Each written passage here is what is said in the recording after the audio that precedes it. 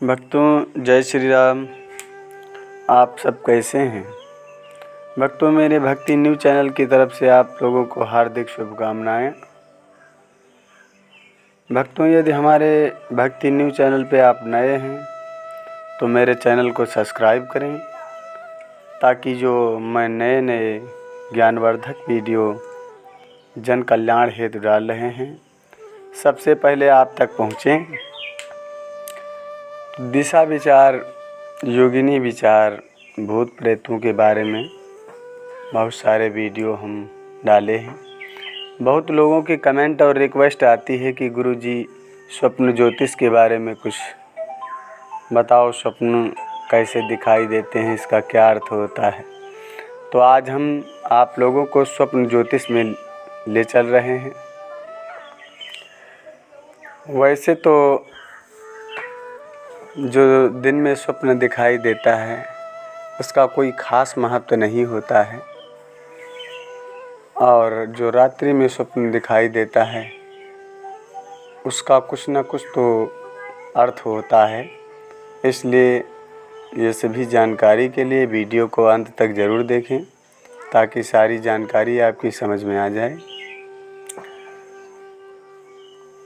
जो स्वप्न हमें मध्य रात्रि में यानी 12 बजे के बीच, 12-1 के बीच जो दिखाता है वो हमारा एक कलयुगी सपना होता है, जिसका अर्थ खास करके कुछ भी नहीं होता है। और जो स्वप्न हमें 2 से 4 के बीच दिखाता है उसका कुछ न कुछ तो अर्थ होता है।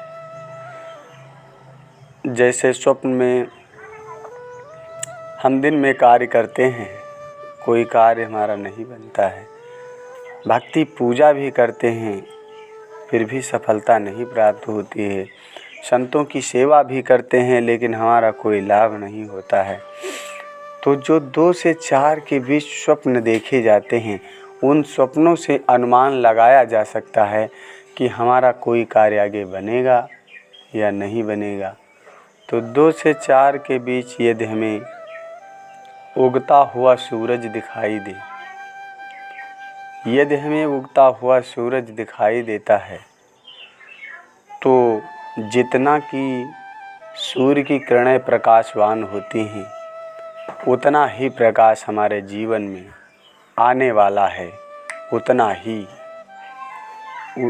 वो हमारे जीवन में सफलता प्राप्त होने की संपूर्ण आशा है, क्योंकि वो साक्षात भगवान के दर्शन होते हैं। और यदि 2 से 4 के बीच हम किसी संत के दर्शन करते हैं, किसी संत के दर्शन करते हैं या अपने गुरु के दर्शन करते हैं, तो ये समझ लेना चाहिए कि साक्षात भगवान के दर्शन किए हैं। तो इस बात का संकेत मिलता है कि कुछ ही समय में, कुछ ही दिनों में हमारा भविष्य बदलने वाला है, ये निश्चित है।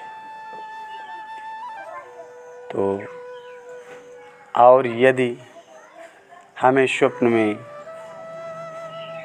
कोई गंगा, यमुना, सरयू, त्रिवेणी, गोमती आदि किसी भी गंगा के दर्शन हों, तो हमें सोच लेना चाहिए जिस प्रकार गंगा का जल बढ़ता है, जिस प्रकार चलता है, उसी प्रकार हमारे कारोबार और हमारे पास धन उतना ही बढ़ेगा। समझो अपने भविष्य के मार्ग खुल गए हैं, और अब हमें संदेह नहीं करना चाहिए कि हमारा कोई कार्य बनेगा नहीं, बनना तो निश्चित है। और यदि स्वप्न में कहीं 4 बजे के समय किसी नदी या सरोवर के किनारे यदि लंगर देखा जाए, लंगर यानी कि भंडारा देखा जाए, जहाँ पर संतों की भीड़ है, संत लोग भोजन करते हैं, हमें लग रहा है कि स्वप्न हम देख रहे हैं, हम उसमें भोजन परोस रहे हैं या जल परोस रहे हैं, तो समझो हमारा जीवन बदल गया। इसमें कोई संदेह नहीं। तो आज के वीडियो में इतना ही। भक्तों, ऐसी ही जानकारी, ऐसे ही नए नए वीडियोस देखने के लिए मेरे चैनल को सब्सक्राइब करें और इस वीडियो को शेयर करें, ताकि जो समाज में दुख के मारे हैं, जिन पे समस्याएं हैं, उनकी समस्याओं का समाधान हो सके। और हमारा जीवन इसीलिए है कि हम एक दूसरे का सहयोग दें।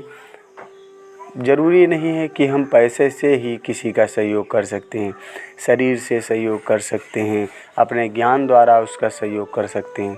तो इस दी गई हुई जानकारी यदि सभी में आप शेयर करेंगे, तो अगर कोई विपत्ति का मारा है तो उसका कल्याण हो जाएगा।